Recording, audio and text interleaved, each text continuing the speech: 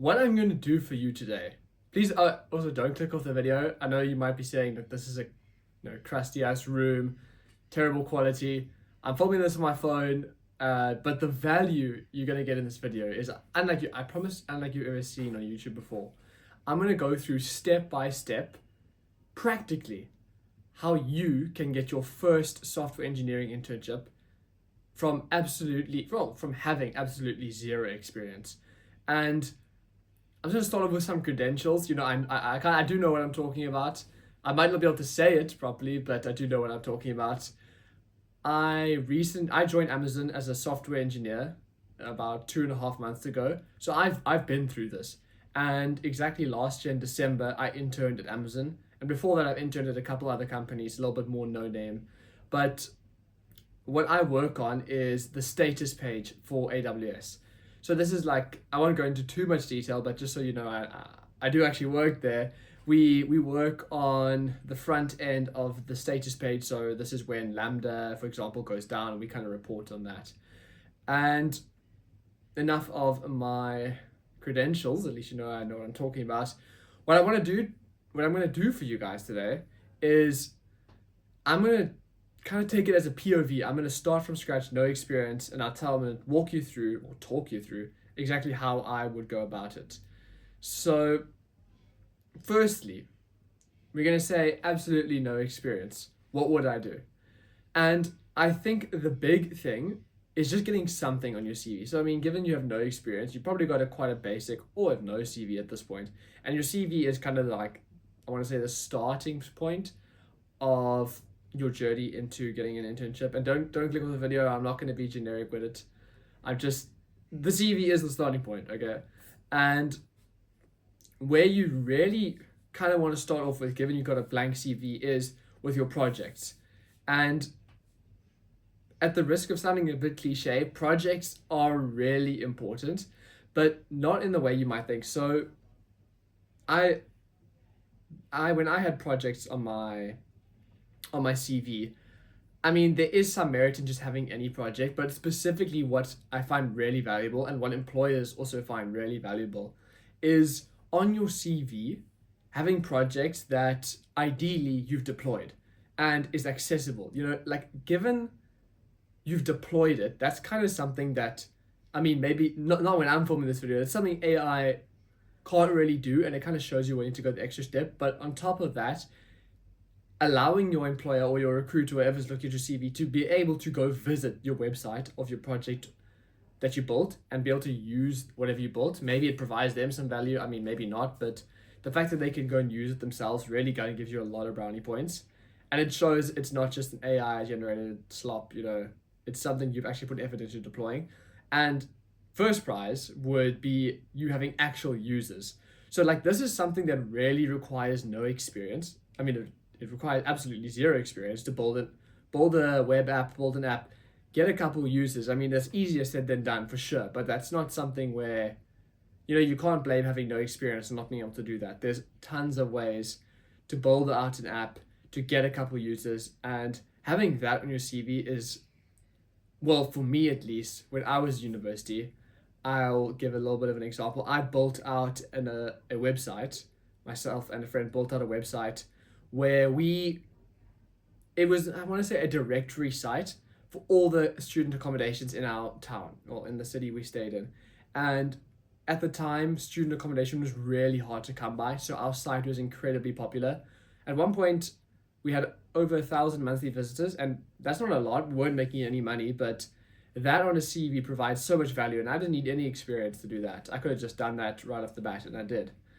So what I would do is get 2 to 3 really valuable deployed projects onto your CV, built out, and also try to really be creative with it. Another thing that I would do would be, let's say, for example, I built a chess game, but instead of just building a normal chess game and deploying that, I changed it into something like obstacle chess, where you can place walls, you can place bombs, trapdoors, just really show your creativity and the fact that you're willing to go beyond what the YouTube videos and the tutorials that are already out there provide. That shows you put in, your extra touch, you put in extra effort, and you didn't just copy a tutorial. And it really does, in my opinion, provide a lot of value. to your CV. So once you've gone through that, once I've gone through that process, I'm doing this in the first person, I keep on forgetting that. But once I've gone through that process, what I'm then going to do is start working on getting some experience. And the best way to do that, given you've got no experience, is trying to find tangential work that is related to computer science or software engineering. So to give you an example, tutoring is a great example of tangential work that can benefit and can be listed on your CV.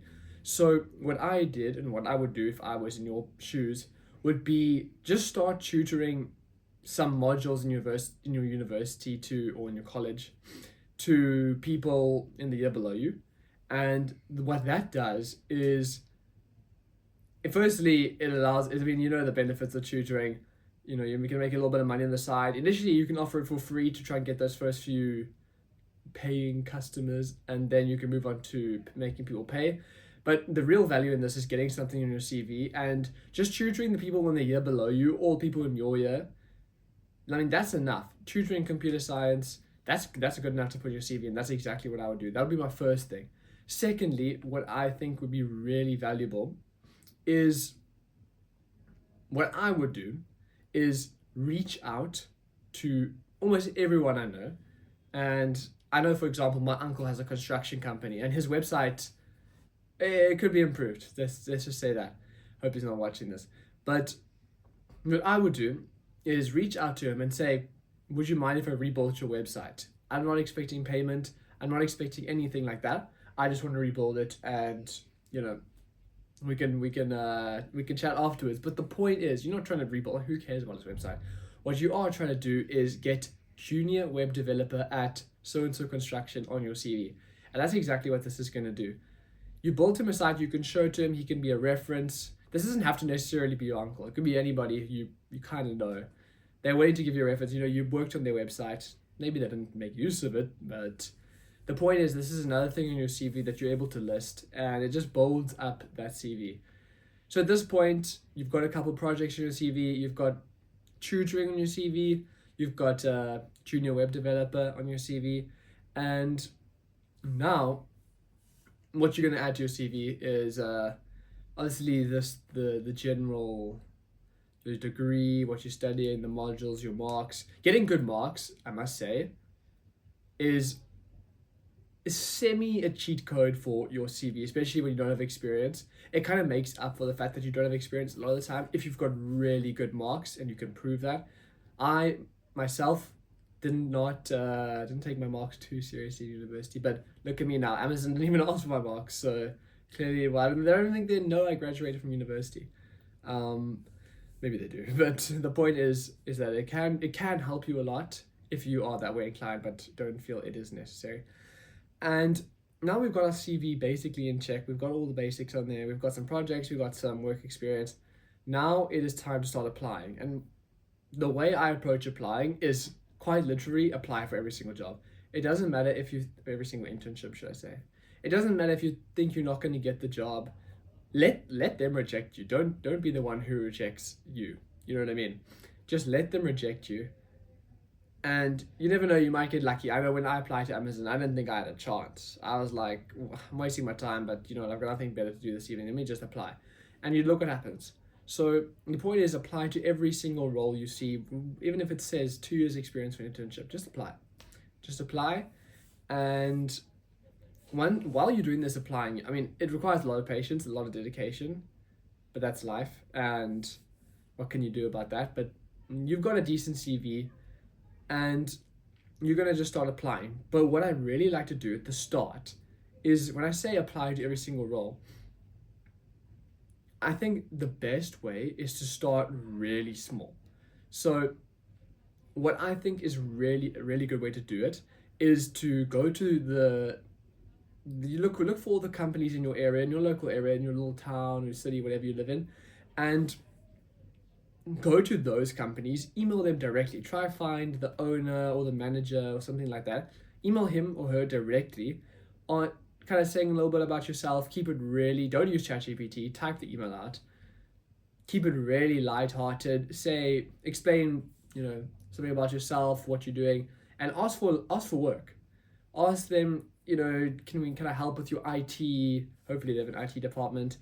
Can I help around the office? Something like that. Hopefully keep it related to IT. We don't really want you to be doing Excel spreadsheets and filing paperwork, but you get the point. Keep it local at the start when you're applying. Send these emails out, attach your CV, and for me, that is one of the highest ROI kind of activities you can do at the start, especially when you've got no experience, no real experience.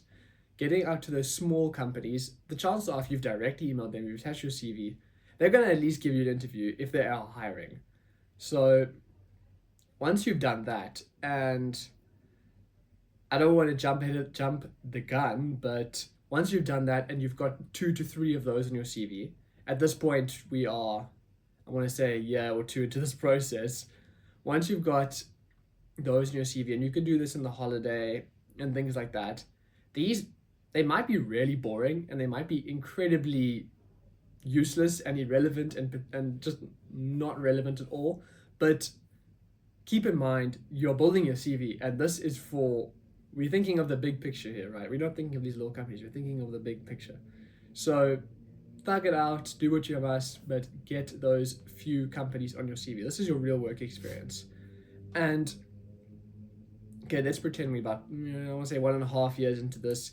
You've done a couple of holiday work, vacation work as they call it, and now you want to start applying to the big leagues. The best way to do this is, again, just spray and pray, but you kind of there aren't that many big leagues to apply to at this point, especially where I'm from, but maybe in America, I'm sure there's a lot more. Just apply everywhere. Same strategy as before, but this time, obviously, the application process is a little bit more automated. It's a bit frustrating. Just stay with it. Stay dedicated. And I'm not going to sit here and pretend like I know exactly how to interview and what the best way is to do it. What I really recommend, and I don't want you to click off this video and go somewhere else, but there's no better explanation than on this link. Okay, I'll put it in the description, but it's called interviewguide.dev. And for me, during my during my journey, that was one of the most useful and valuable guides I've probably ever read in my entire life. It's insane the amount of value that is provided in that guide. And just go click on it. You can come back to this video or you can watch it after. But it's read it after, I mean. But it's basically just a guide on the entire interview process. And there's nothing I can say that's going to be better than that. So I'm not even gonna waste your time. Go read that. Go do it. And you kind of want to get the interview prep in while you're busy applying. You don't want to start interview prepping once you've got an interview. You know what I mean? So that is kind of the entire journey. I want to say this is like it's a 2-year time frame. This is not a quick thing. It's not a quick fix. If you're looking for a quick fix and you find a quick fix online, often it's a quick fix. It's not gonna be anything of substance. Anything worthwhile takes time. And if you want a quick fix, I'm sure there are lots of solutions out there, but what I've outlined today is truly the best way to go about it, if you're willing to put in the work and willing to put in the time. So, and I had just been through this as well. So if you made it this far in the video, I guess you don't need convincing that I know what I'm talking about. But yeah, this was a very raw, very just off the chest explanation of what I think the best way is to get an internship in 2026.